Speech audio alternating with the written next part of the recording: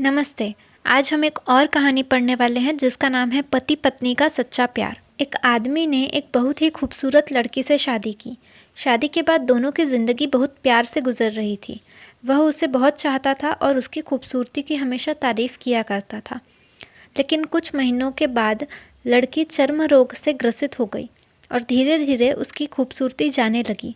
खुद को इस तरह देखकर उसके मन में डर समाने लगा कि यदि वह बदसूरत हो गई तो उसका पति उससे नफरत करने लगेगा और वह उसकी नफरत बर्दाश्त नहीं कर पाएगी। इस बीच एक दिन पति को किसी काम से शहर से बाहर जाना पड़ा। काम खत्म कर जब वह घर वापस लौट रहा था, उसका एक्सीडेंट हो गया। एक्सीडेंट में उसने अपनी दोनों आंखें खो दी, लेकिन इसके बावजूद भी उन दोनों की ज़िंदगी सामान्य तरीके से आगे बढ़ती रही। समय गुजरता रहा और अपने चर्म रोग के कारण लड़की ने अपनी खूबसूरती पूरी तरह गंवा दी।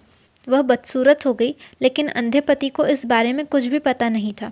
इसीलिए इसका उनके खुशहाल विवाहित जीवन पर कोई प्रभाव नहीं पड़ा। वह उसे उसी तरह प्यार करता था। एक दिन उस लड़की की मौत हो गई। पति अब अकेला हो गया था। वह बहुत दुखी था। वह उस शहर को छोड़कर जाना चाहता था।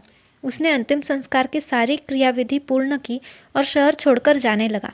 तभी एक आदमी ने पीछे से उसे पुकारा और पास आकर कहा, अब तुम बिना सहारे के अकेले कैसे चल पाओगे?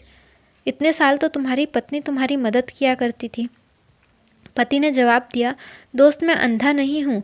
मैं बस अंधा होने का नाटक कर रहा था, क्योंकि यदि मेरी पत्नी को पता चल जाता कि मैं उसकी बदसूरती देख सकता हूँ तो यह उसे उसके रोग से ज़्यादा दर्द देता। इसीलिए मैंने इतने साल अंधे होने का दिखावा किया। वह बहुत अच्छी पत्नी थी। मैं बस उसे खुश रखना चाहता था।